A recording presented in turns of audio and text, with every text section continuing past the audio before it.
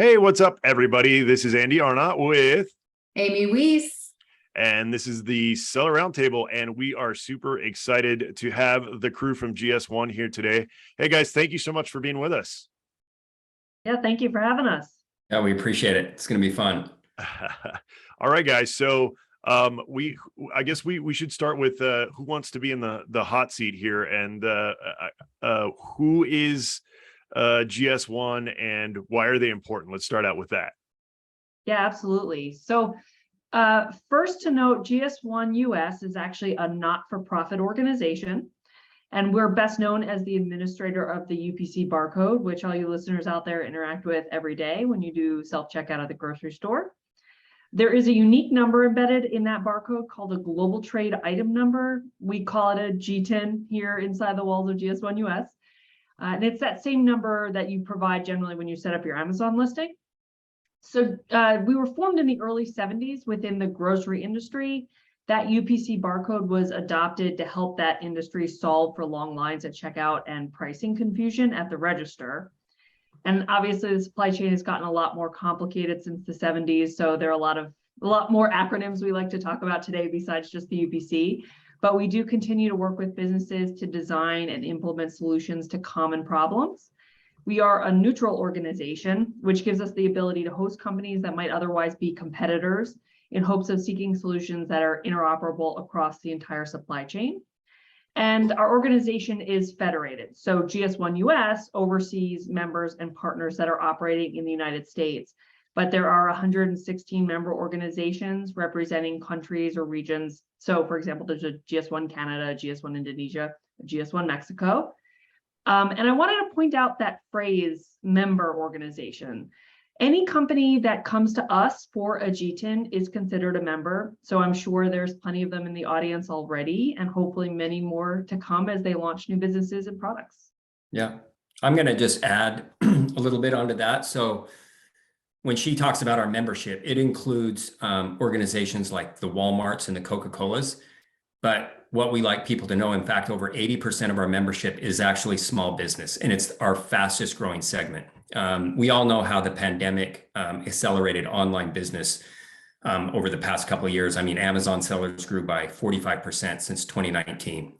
And a lot of these new brands coming into the market became GS1 US members if they came to us. So traditionally, when members, so kind of before 2 years ago, when all this was happening, traditionally members would come to us, and when they got their GTINs, they would license what's called a prefix. And what that prefix is, it's a multiple set of GTINs. So you can get 10, 100, 1,000, up to 100,000.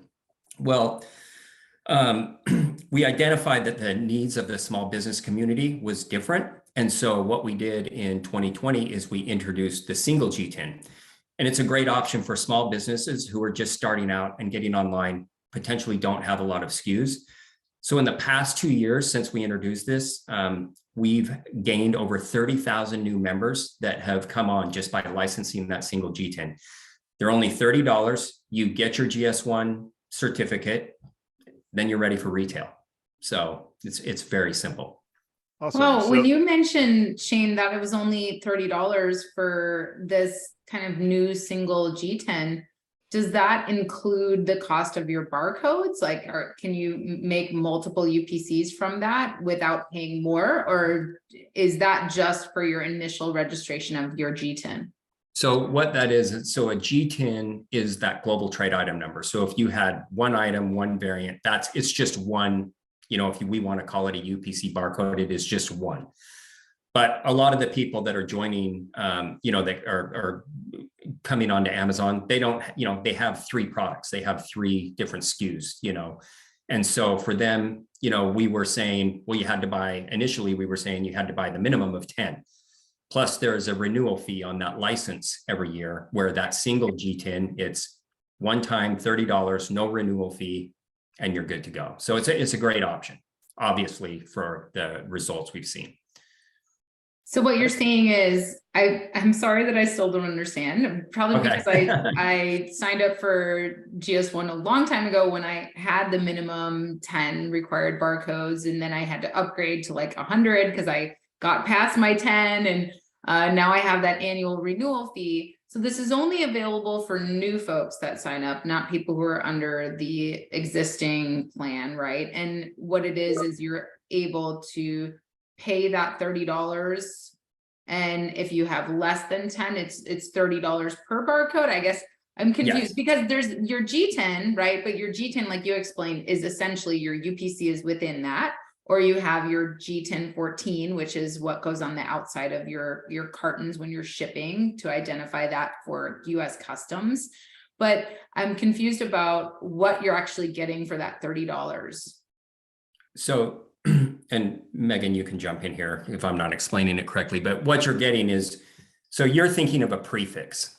So you used, when you bought that initial 10, you got a prefix which you could create 10 different G10s out of that prefix. Yes. This is just a single G10. So it is a single. So it would only be associated with one item. Got it. So if you're just launching your product and you just need one barcode and you're like, correct. I just want to get started. I'm not ready for all the stuff with GS1 yet. I just want to get out the gate and get my product on the market. It's a simple solution where you can pay $30 one time, get your barcode, get going, and go from there. And then later on, if I know I'm going to launch new products, I'm ready to go, then I can join one of the other plans, which allows me to create multiple barcodes. And would that barcode, I guess, be the same? Because what ends up happening now, Amazon is actually checking, and this is why it's so important for our listeners to kind of pay attention to this episode, because a lot has changed with GS1, and you guys have upgraded a lot of things and come up with a lot of new options. But Amazon's also now going back and checking to see whether or not that barcode, that number, is assigned to the brand. And so if I just do the one-time $30 single G10, right? And then later on I go and I'm like, wow, now I got my trademark, I'm registered, I'm good to go. And I need to go to the 10 barcode, right? To move to the next level. Can I guarantee that that initial barcode you gave me is assigned to my brand, is the same one that I'm going to get when I upgrade to the 10? Or is that going to be a mismatch in Amazon's system? So the single, is going to be associated with your brand, as is the prefix. They're not going to be consecutive necessarily or anything like that. So for your own internal management, you have to figure that out. But as far as the Amazon space is concerned, they will, as long as you register both of them to your brand and they verify it, they'll both register to your brand. Yeah. Got it. I'm opening up cans of worms over here. Shane's giving us all this great information, and I'm just, opening up all the cans of worms. So no, I think it's good, specifically because the community that you're working with, and I think you're asking the questions that they would ask. So what we might think is a good explanation, I think you are doing good at digging down a little bit further. So. Yeah, thank you. So I guess my next question for you guys is, as we're getting into, we were talking about prefixes and all of this, is what is the difference between SKUs, GTINs, UPCs, and barcodes? Can we talk about that? Because that is so confusing for folks. Absolutely, absolutely. And, this is confusing, particularly because the terms tend to get used interchangeably a lot. So I'd like to get us started with this with kind of a real world analogy that makes sense, to my brain. So hopefully it makes sense to some others. But you can sort of think of the G10 like a license plate number for your product. A UPC might be like the metal plate that you hammer it into, right? So the plate carries the number, but the number can also be written on a temporary plate. It can go in your registration, and it's always in at least one database linked with your car, and maybe many others depending on where you go, right? So the G10 is the actual number that is assigned to the product. It's 14 digits long, and it's always assigned at the variant level, meaning Coca-Cola will have a different G10 for a 2-liter bottle as for a can, and it'll have a different G10 for a single can as for a 12-pack of cans. And we as consumers see those GTINs every day listed beneath the UPC barcodes that are on most of the products in our home. I have one here. I know, I'm like ready to grab something and like check it out. So you've got some spices there. So we see Absolutely. the UPC, which is how many? It's 12 digits, right? The UPC. Yes, right. So a lot of people are going to say, hey, GTINs are 14 digits long. When I look at these UPCs, they're all 12 digits, right? Because I'm totally normal and I go around my house looking at UPC codes all the time, right? So the GTIN is actually formatted to a 12-digit length to fit the UPC. And, outside the United States, EAN barcodes are, used primarily. So that might be more familiar to some listeners, in which case it would be a 13-digit format. And this question definitely comes up a lot, I think, when people are creating their marketplace listing, because they might have like a drag down where they can select UPC, EAN, or GTIN, and then there's a text field to supply the number. So it's generally important to keep in mind there that if you select UPC, you want to use the 12-digit version. If you select EAN, you want to use the 13-digit version. And if you select GTIN, you probably want to use the 14-digit version. Got it. When you're talking about if you select, that's, I guess, when people are creating their product listings, if they're selecting the product ID that they're using. So if they're in Europe, they're going to use an EAN number, or they could use a GTIN when they're creating a product listing and selecting that product ID. But those are the differences. And the other thing that I noticed is whether or not all the numbers are essentially the same. The UPC, the 12-digit, and then the GTIN 14, it's just basically like a 0 on either end, I think it is, right? So if you're looking at the total numbers that are in a barcode, most of the numbers are the same. It's just the length of it that's different, right? Well, I think they're not all going to be the same. So like, for example, if you're using a prefix, depending on how long, the prefix length is all different. So I'm trying to think, like in my past life, I was an apparel supplier and we had, I can't remember what our capacity was, how many we would license at a time, but our prefix length was 6 digits. So those 6 digits were always the same. And then it was the digits following that would change. The single GTIN, those are just random. So those are always going to be different. So I think that potentially could be what you're thinking about. We didn't want to get too much in the weeds of how a GTIN is constructed and show you the formulas, but you're always going to have a check digit at the end. And that basically is just checking that the formula of the preceding 11 numbers is correct. So again, kind of in the weeds, but yeah, but what I've noticed in between the different numbers is that the number in the middle is like the same, right? And it's right. So I think people get worried about that, like, oh my gosh, if I choose a UPC and then this other one I did a GTIN, and it's like essentially it's the same number, guys. Like, if you're worried about the numbers that are in it, it's essentially the same number. It's just the way that it's presented. So awesome. I think that helps and that clears things up. And what are you seeing people use different numbers for, different barcodes and different numbers for? So like you have the GTIN, you have the UPC, you have the EAN. In what ways do not only e-commerce sellers use these barcodes or numbers or prefixes, but can you give us some practical examples of how people are using these in their businesses? Yeah, sure. I think, specifically, here's something to think about. We encounter all these different barcodes every day, and the UPC has been deployed in the retail market for 50 years, so a long time. And if you think about all the technological advancements over 50 years, I mean, it's really been incredible.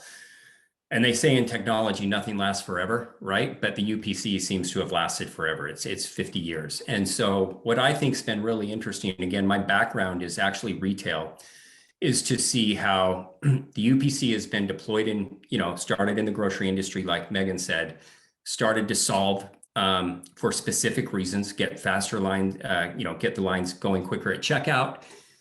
Then it's, the next evolution of that was they were able to do price changes on the back end much quicker.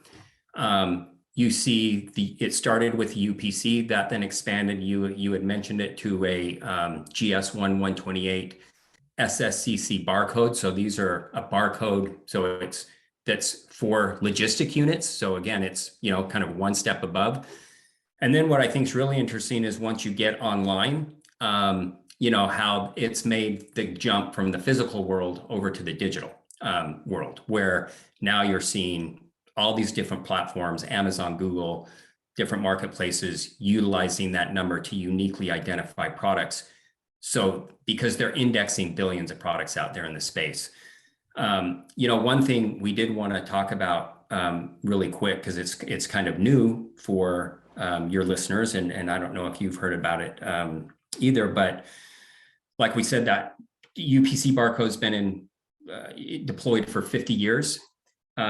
Where it's actually getting ready to go through a transformation, believe it or not, after 50 years. So GS1 US is spearheading an industry initiative called Sunrise 2027, in which the retail industry is pushing to have checkout systems ready to read 2D barcodes. So think a QR code within the next 5 years. So it's pretty interesting. So how it works is we've developed a standardized format. It's called the GS1 digital link. It can be embedded in a 2D barcode like a QR code, and it's going to solve for two purposes. So the first one, it can replace the UPC barcode at checkout for price lookup, but it can carry a lot more information than just the GTIN number. It can carry the price, it can carry the GTIN, but it can also carry like expiration dates, batch lot numbers, best sell by dates. There's a lot of use cases on the retail side, for this 2D barcode. What we find really exciting is that this new 2D barcode is going to be smartphone scannable. So it can actually link back to a dedicated web page that the brand wants to associate with the product. So for example, if you're a hot sauce brand, consumer scans that 2D barcode that just got checked out at the grocery store, or let's say you're in the grocery store and you scan it, it could link back to a web page that has ingredients, recipes, where to buy, any additional information that consumer wants to choose. We think this could be a great benefit for Amazon sellers as they're looking for ways to identify and connect with their consumers, post-purchase. So if a consumer scans their digital link QR code when they receive their product from Amazon, it can direct them back to a proprietary web page, and then that brand owner, can make that direct connection. So anyway, Kate, we just really exciting. I think that you guys were telling me about that before, about the kind of transition to the future of barcodes, which is this 2D barcode, which looks just like a QR code. And you showed me how even on some products in retail that these are being utilized now. And I think it's going to be such an interesting transition, and it makes sense. What I'm kind of seeing now is Amazon's going back through, for all of you sellers who are out there and wondering, why is Amazon shutting down my products that maybe I used a third-party barcode before to get that product on the market. And now Amazon's saying I have to have a GS1 barcode that is assigned to my brand, or that listing will be shut down. And Amazon's giving people the opportunity to update those barcodes now. And so that's why it's so important for sellers to understand what's coming, and then also why. So, if we are transitioning to these 2D barcodes, what I think it's going to be interesting is Amazon may also have to change their barcoding system, because right now, many sellers don't have their UPC barcode or their manufacturer's barcode on their product.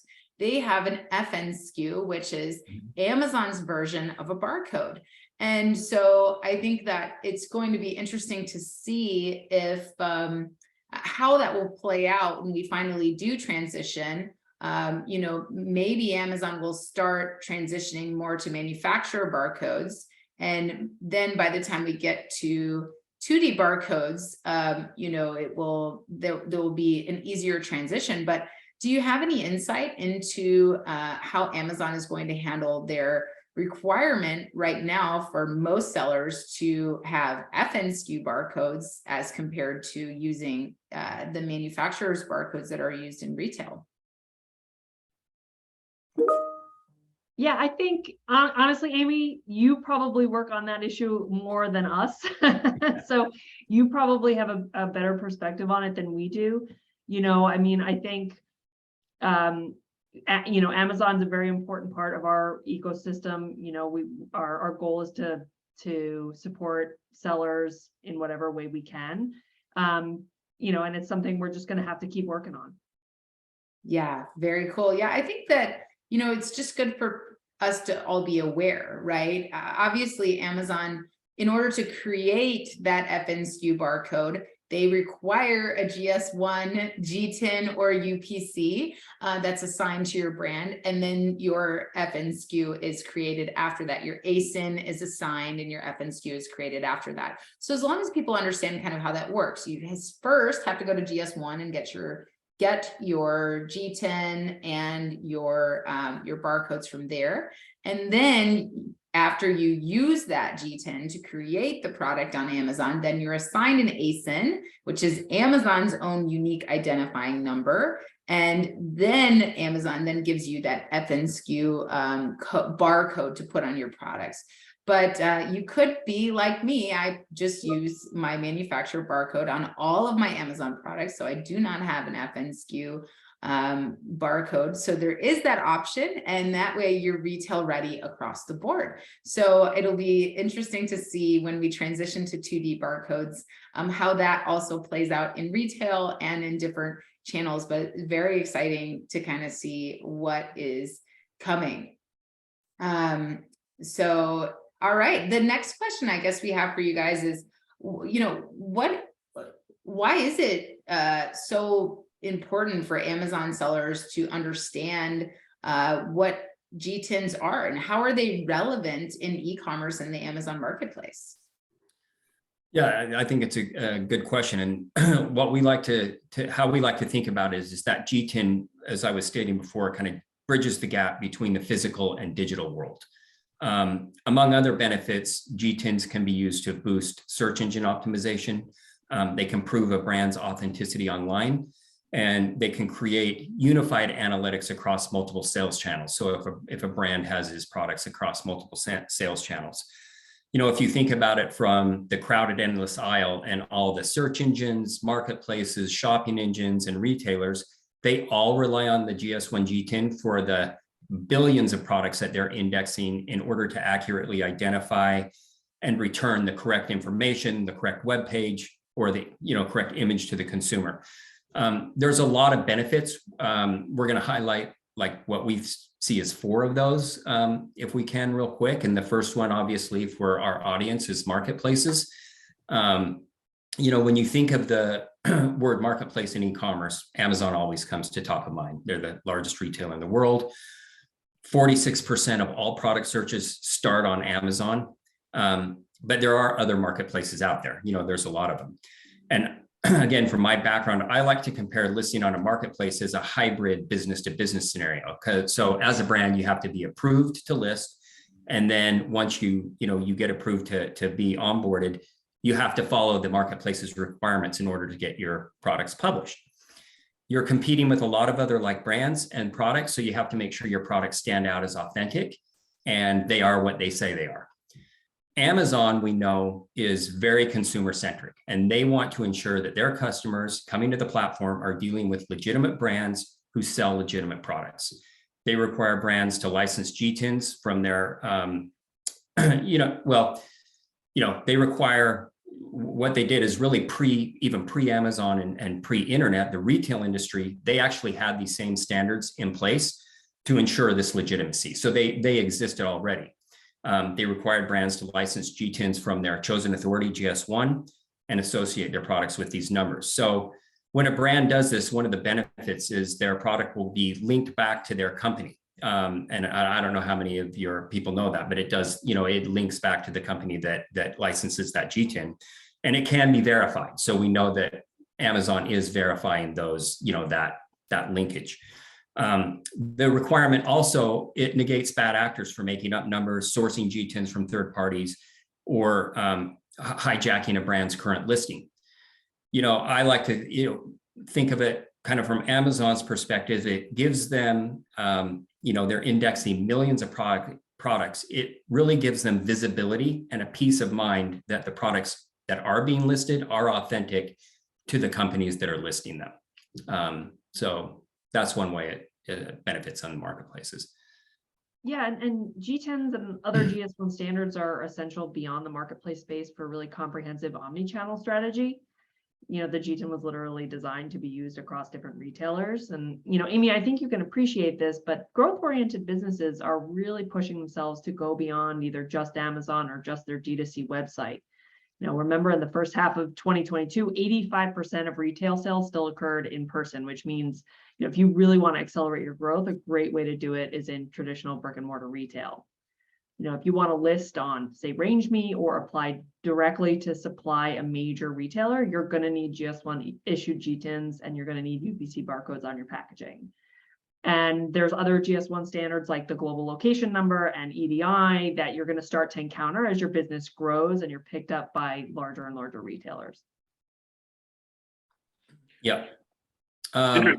So one thing I kind of want to roll into next quickly. Sorry, I'm not sure what I missed. I apologize.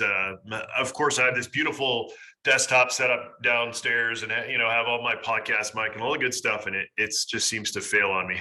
So I'm on my laptop now, and it's going to work. So anyway, the question, I don't know if this has been answered, so I apologize if so. But me being a technology kind of software guy, whenever I've dealt with GS1, and this is not a slam at all, it felt very, very clunky on the technology side of things. It does sound like you guys are starting to streamline that and kind of make a lot of inroads there.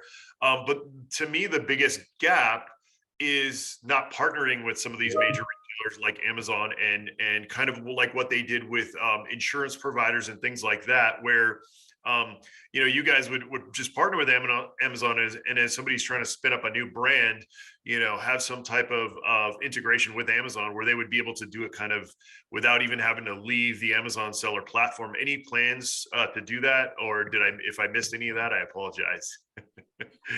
We didn't address that, Andy, and I will say, I can't speak to it directly, but we are making improvements every day. We do appreciate that feedback, and we understand we are looking to be everywhere where our future members need to be. And we here, we're industry driven, we're member driven. So, if people ask for things, that's the best way to kind of help us make change. Yeah. Yeah. I'm just going to add in that I think what you said it great, Andy, is e-commerce has changed everything, of how brands come into the market. I mean, it just opened the floodgates of how a brand gets into the market. And if the market is having certain requirements, there needs to be as the least amount of friction as possible for these brand owners to fulfill those requirements from the different marketplaces or platforms or whatever the case may be. And we're trying to listen to our partners. And that's one of the reasons Megan and I were actually brought on as the e-commerce business development team. It's because GS1 realized that, even though they might've had relationships with these small brands, e-commerce has changed so fast. One thing that happened is you have all these enablement companies bubbling up that support and really help these brands optimize and get online and sell. And we didn't have relationships with the people like Amazing at Home and Amy and you guys. So they brought Megan and I on to start creating those relationships. And, what we're here to do is to provide at least the information right now. We have what we can, the information. You become the brand's trusted advisors, and so what we're here to do is create relationships with you because you're the ones touching those brands on a daily basis. So we want to provide you the information so you can help them navigate the retail waters and solve for our piece of the puzzle. And, you know, I think we're continually exploring and looking for ways to make that process with the least friction as possible. So. I love it. On that same note, I kind of started with the punchline, but you did kind of talk about like some of the tools and things that you guys are bringing online and kind of how you plan on streamlining that.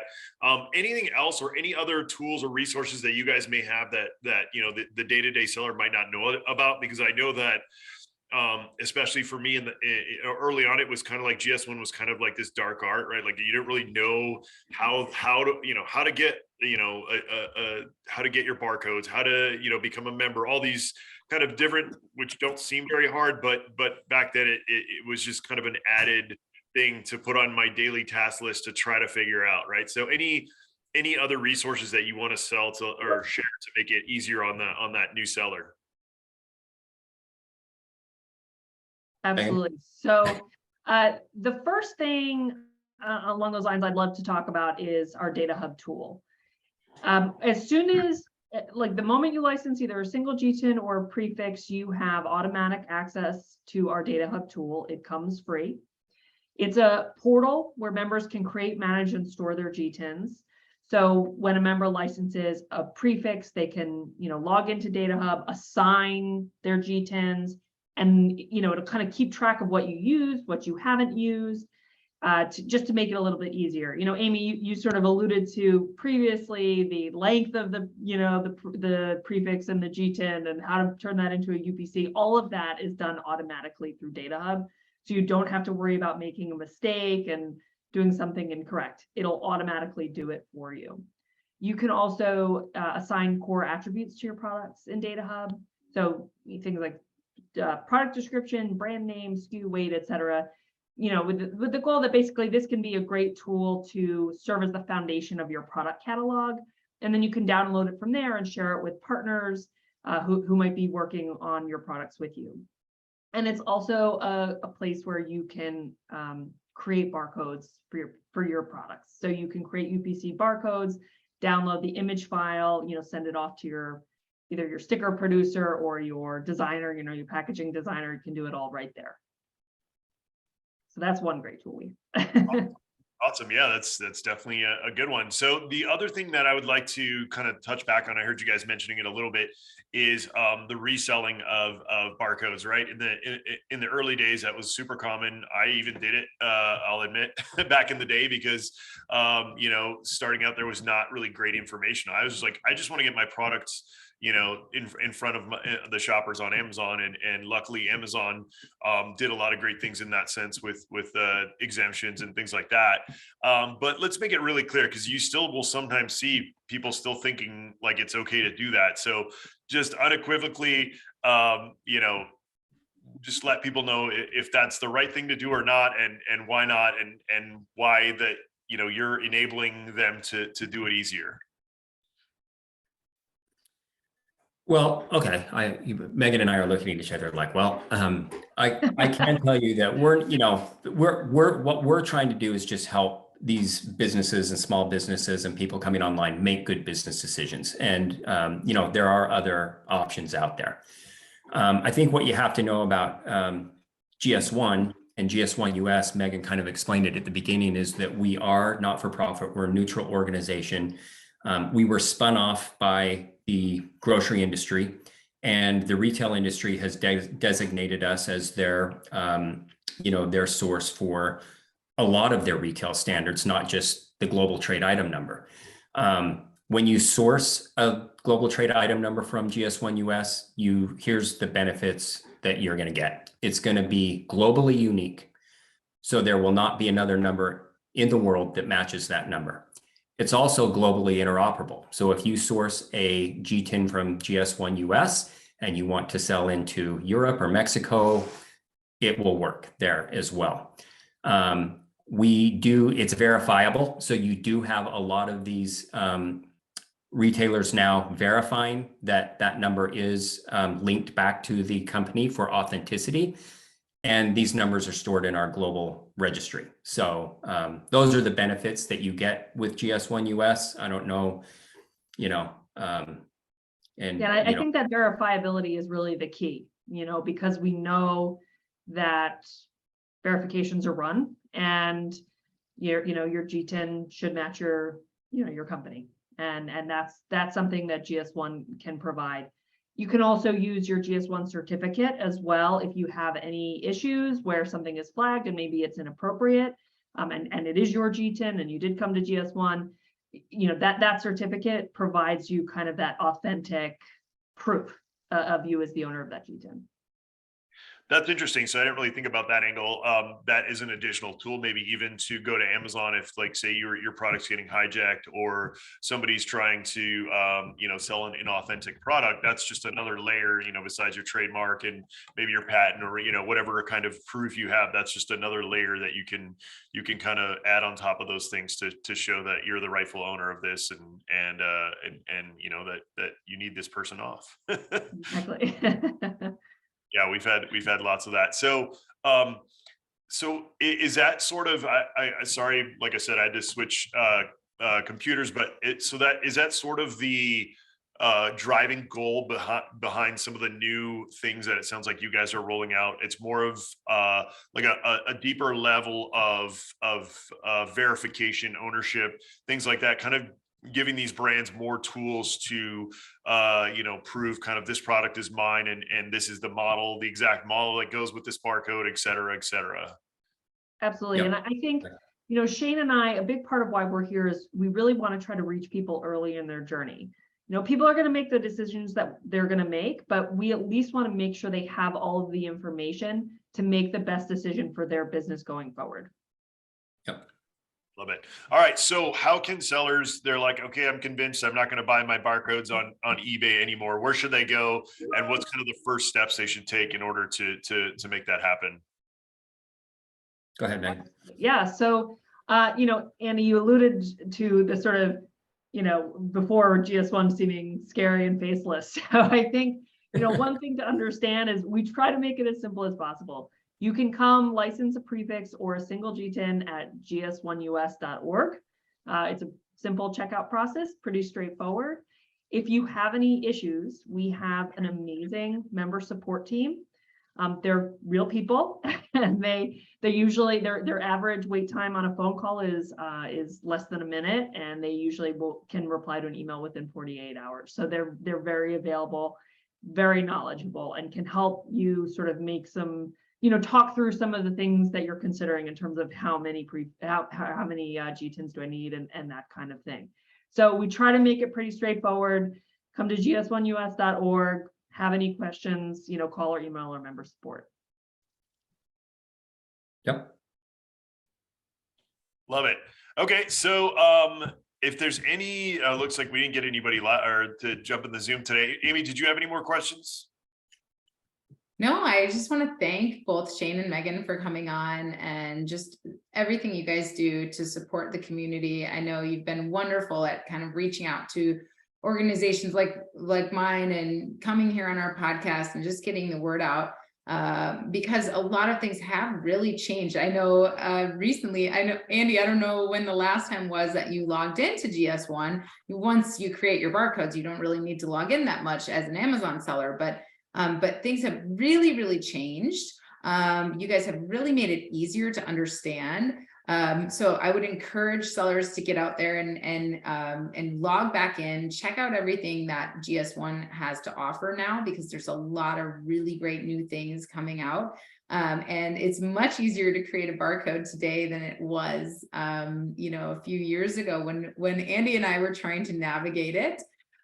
So get out there and check it out. And I just want to thank you guys so much for coming on the show today and enlightening us with all the new things that are coming, and also just in letting us know about the programs and how easy it is for sellers to just get that one barcode that they need to get started.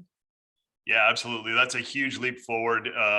You know, we're always talking about when we're dealing with the e-com Amazon world, how, you know, it seems like they continue to pile new things on top of us, right? Whether it's like, oh, you've got a liquid or, you know, dangerous, you know, all these things that sellers always, all these, you know, onion layers that they're adding on rather than peeling away. And I feel like that's one that you guys peeled away. So yeah, that's awesome. I definitely appreciate that on the seller side of things. So thank you for that. Look forward to seeing you guys.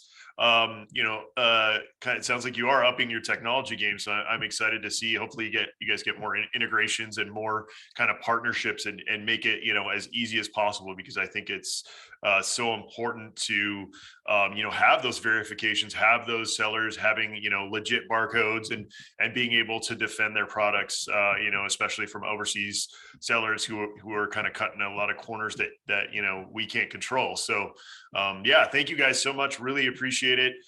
Did anybody want to give out any of their personal contact info? I know like some people like to talk about like their LinkedIn or anything like that. Anybody want to mention that? Well, I'd like to share our corporate socials for sure. So you can find GS1 US on LinkedIn or Facebook or Twitter at GS1 US. And we actually have our own podcast as well called Next Level Supply Chain. So at some point, Amy's going to have to join us there. Yeah. And I'm We have a great YouTube channel. Yep, we have a YouTube. I always forget the YouTube channel. Shane is the YouTube white horse. Well, we'll get those links from you guys for sure. Great. I know Shane provided some of them for the show notes, so we'll be sure to add those to the show notes, and that way you guys can connect with GS1 US for sure. All right, thank you guys so much. Really appreciate it. Anybody listening, if you haven't done so yet, please rate, review, subscribe, let people know about the podcast. We really appreciate when you guys do that, and we'll see you next time on the Seller Roundtable. Thank you.